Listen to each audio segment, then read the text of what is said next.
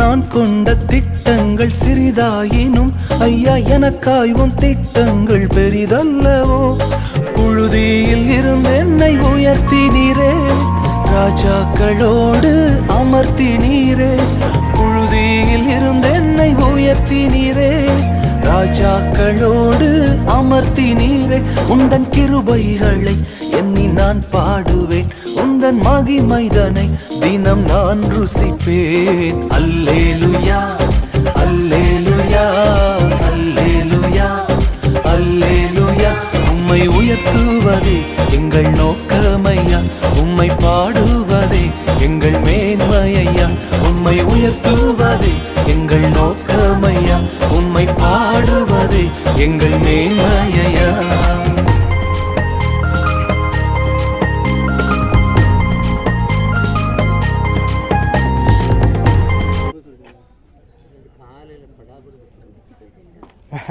ஒழுங்கா காடுவேன்.